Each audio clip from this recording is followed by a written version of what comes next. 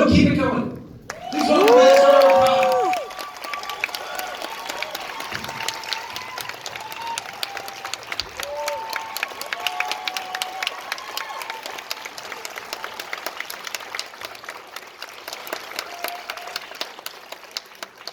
Catch your breath, drink it in. And here's the thing that Zohar wanted me to tell you before he starts this thing he's about to do. No one makes a movie on his own. No one's alone. So I understand you have some people with you. I'm really thrilled to bring up the cast and crew who helped make this film possible. I'm pleased to introduce Ramisha Nawal, who played the role of Mariam.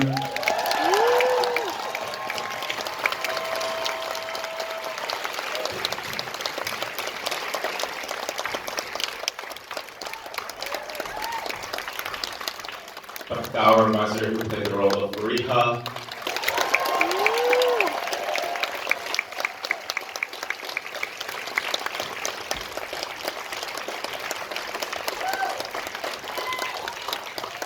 Omar Javed as Asad.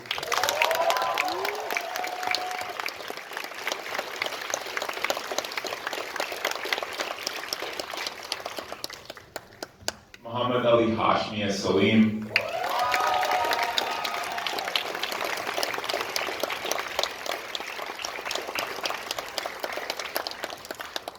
And of course, my lead producer, Anim Abbas.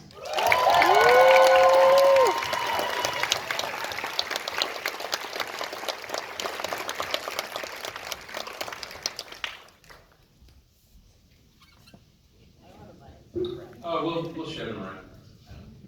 I've been given the duties to introduce our amazing crew. Not everybody's here, but I love you guys. Khalid, our composer. Frank Sorby, our editor, our music editor. Carol Nolan, our associate producer.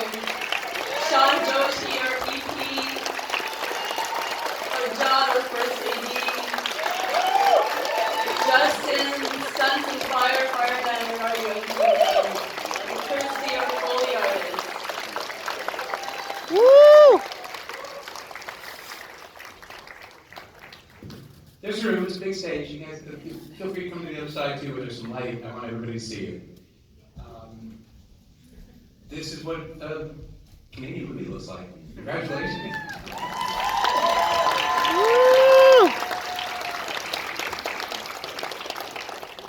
Pakistani Canadian. I don't want to take anything away from that. So I guess that's the first question, really. When you started to work towards this film, when you were developing the idea, you're sort of telling a Pakistani story for a Canadian audience. There's definitely an accessibility issue there sometimes. Like, will people buy in? Will people understand? Will people see it as a caricature? But you made a horror movie about the patriarchy. I mean, really, like, it's about the oppressive. It's how fundamentalism breeds oppression. And before I continue with my critical analysis, I want you to tell us and everybody else, because it's your movie. So please steal that microphone. And please, where did it start?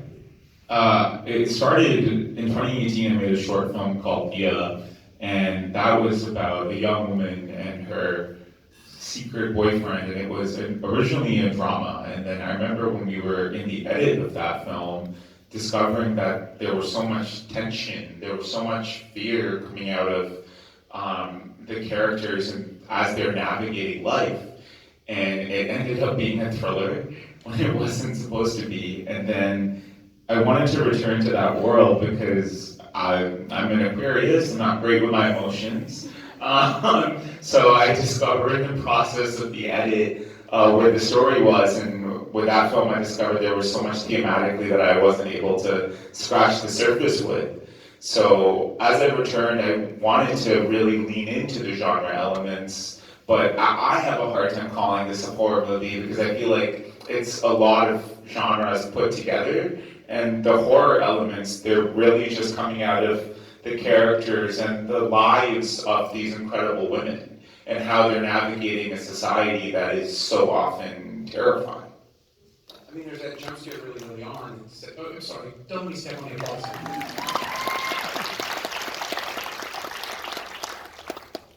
There's a jump scare early on where it's not immediately clear what's happening, and it just, I I saw this a while ago, I had time to sit with it, just processing it now. But it struck me then that that's just sort of your signal that we can't trust anything around us, that it makes us feel, in the audience, it makes us feel the constant tension that she's feeling. And the further it goes on, the crueler it gets. It's not darker, but it's like, it's just, as we get immersed in the world, all these reactions and responses just get more and more amplified. So tone is, since it's not a horror film, but it has to be distressing, disquieting. Was there a point where you maybe felt you'd gone too far and pulled back, or did you need to go further back? Like, how do you edit for gradual build? I mean, for that, I'm very grateful to my co-editor here, Craig Scorgi. Big round of applause.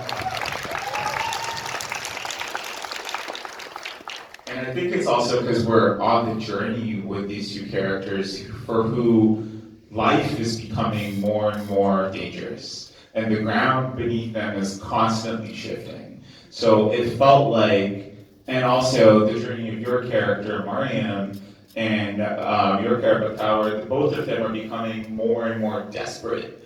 So it felt really natural for that kind of progression build up to be tied and for those genre elements to come out increasingly as the film progresses. For me, one thing I love about genre is also how it allows stories from parts of the world like ours to be more accessible.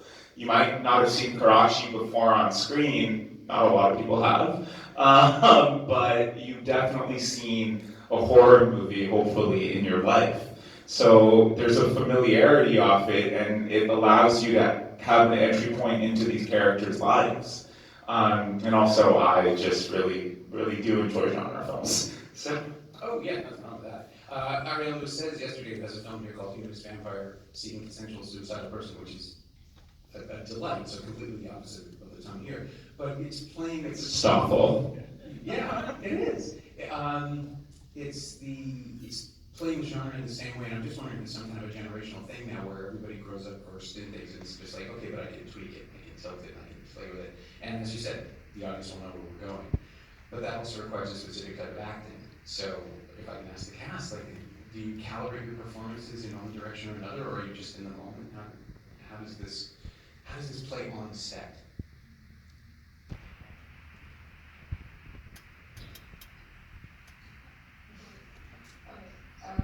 Sorry, I'm a little nervous.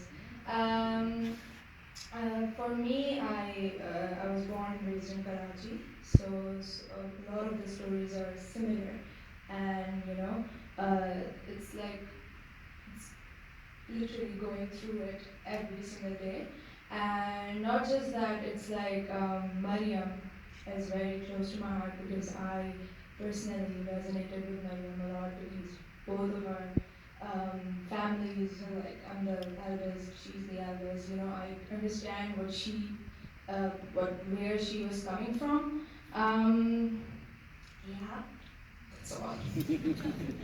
Also, this was Ramisha's first time on camera.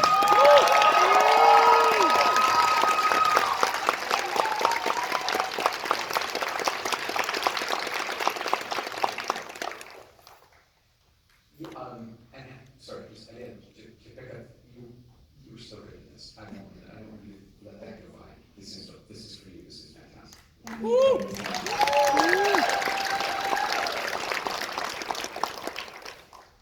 But you have to play someone who's also navigating this, but kind of so deep in grief, and so we get to understand that she's still in shock, that she's processing it.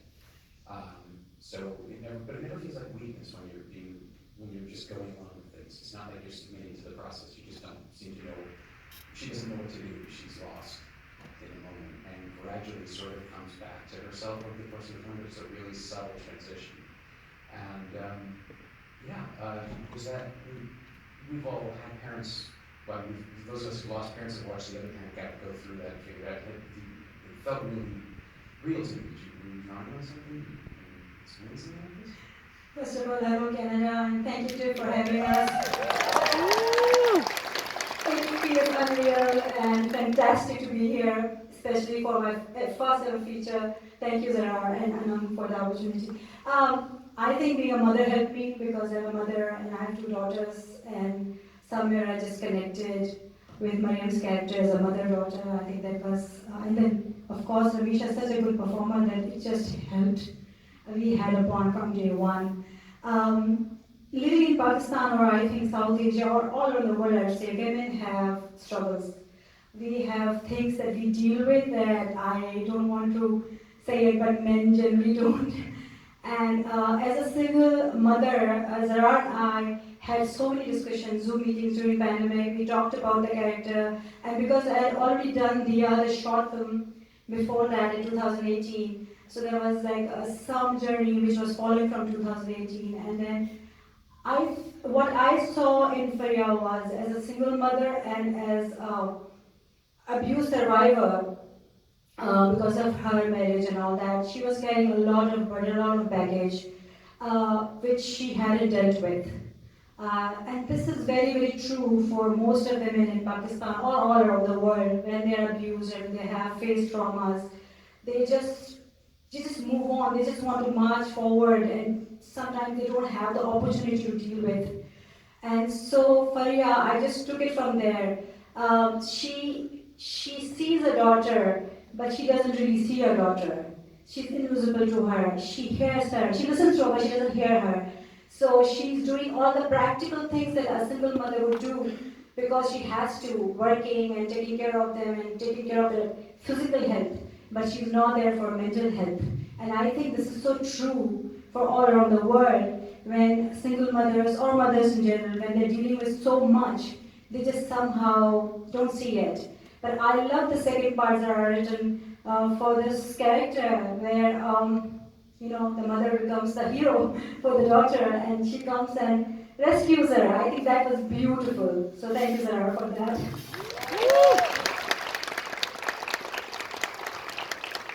I mean, I feel like they save each other, but okay. It's art, people have different interpretations. And to that end, I think if there are some questions from the audience, we would love to hear you. I just apologize in advance, the lights are really bright and directly in our eyes, so I'm mostly identifying you by what group we're in. What I think is a blue jacket with an arm outstretched. Yes, you, turn around, but it's you. Is it blue, is it white? See, told you. Thank you so much for sharing that. Sorry, I'm crying. The first part, we felt the distance between mother and daughter, and then the second part. And there's in the middle, the moment that they were talking, and the mother, that was the first time that was saying that, hey, you can share everything with me.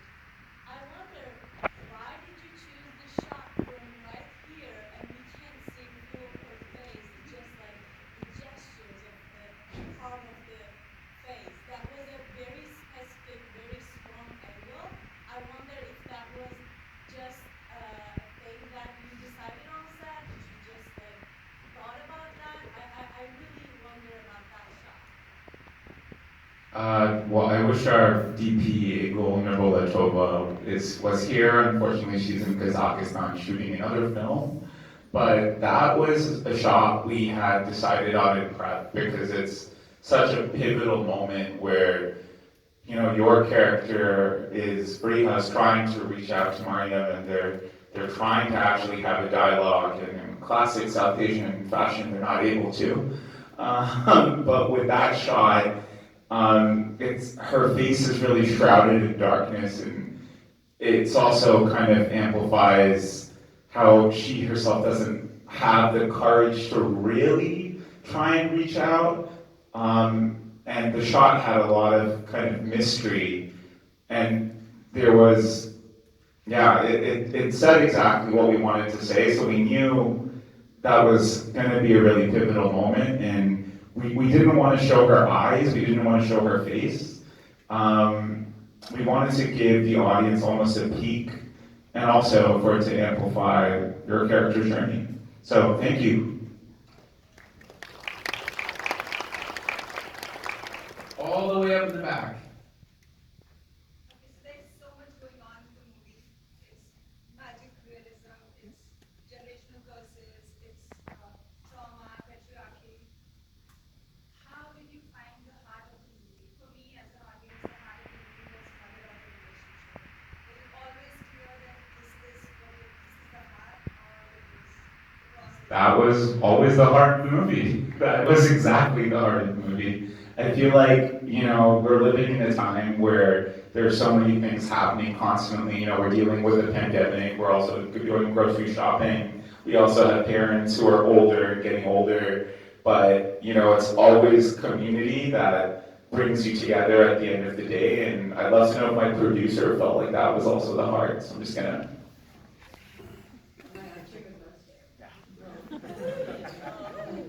I mean, I wasn't, like, it's a very writing process, but I think that the intentionality of this film and like why you want to make cinema and like, we desire to tell these stories, but these stories desire us as well, and the city desires us, and these histories desire us, and the community desires us, so it's really lovely to create that relationship.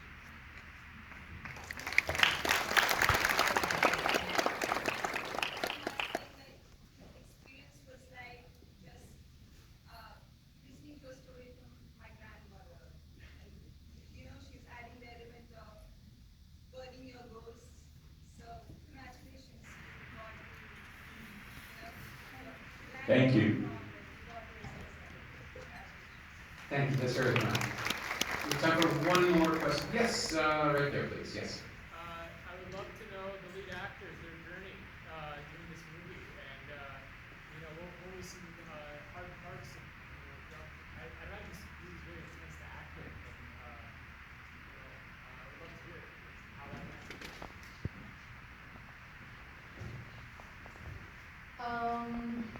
Okay, so this is like my first ever facing the camera, so I think that's horror itself. Yeah. So for me, it's I'm a person who like I love playing this character. I kind of love playing horror. I think it was just like a lot of the times you just keep these emotions to yourself and you just like keep it in a box, especially in a Desi family. You're not allowed to, process or, But for me, it was just like letting all those emotions out. So yeah, that's all I have to say.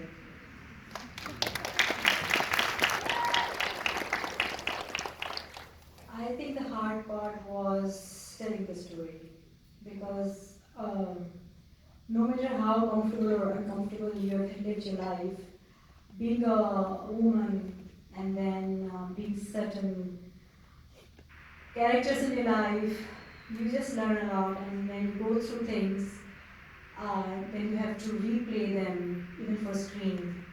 Certain moments just get you, certain moments um, are emotional. So I think the whole screenplay Zara has written beautifully, and it felt so real at times. It was easy, it was hard, it was daunting, it was exhausting, but it was also amazing. So wouldn't mind doing it again, again and again.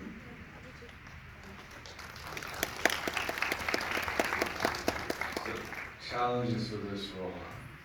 So Asad is kind of like a fish out of water.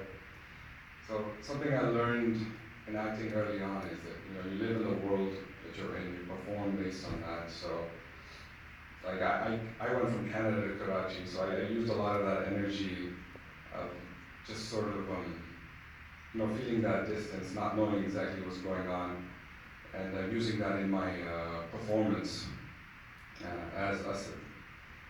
And just calling back to those high school days of trying to talk to the prettiest girl in class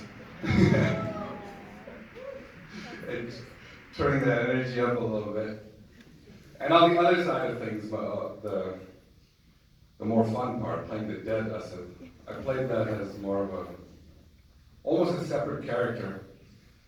I mean, I could go on, but it was like I took it as playing like the father, and I was I just he was the stalker, and I just was like, I need to put this distance. He's not the same guy. Like he can't look at Miriam with that much hate. So I was just created a whole other character to say those few lines. So Sadiq, very clearly not a nice guy. And I try my best to, live my life in a very completely direction. So the most difficult thing for me, somebody who is a feminist, who spends his life, supporting women, serving women, making sure that they are part. I have three sisters, so this film is really important for me to make sure that it goes the distance. And I think the most difficult thing was stepping into that character's mindset that genuinely believes he could do what he did. And I feel like all of the male characters in our film represent sort of the toxic way patriarchy affects men, and we don't realize how that is amplified in our society because there is the obvious bad guy, then there's the nice guy. So even there are ranges of men you see in this film are probably one of the kind of men women have dealt with around the world. It's not just one way. So I think just getting into that headspace and allowing myself to believe his thoughts, which were required to make it believable, I think were a very difficult space for me. But yes, great question. That was our time, but before we go, I want to remind you, I'm going to say the thing I say at the end of every Canadian film I've screened. If you like this film, tell people about it. If you want this film to be seen again outside of the festival circuit, make some noise. Let people know. TIFF.net/vote is an excellent way to start. But you got the social medias, you kids all today are on the Instagrams and the TikToks. Tell people. And that's how Canadian film survives. You share something, you can share it with other people. Thank you so much for coming today, and thank you to the cast and crew of Equal.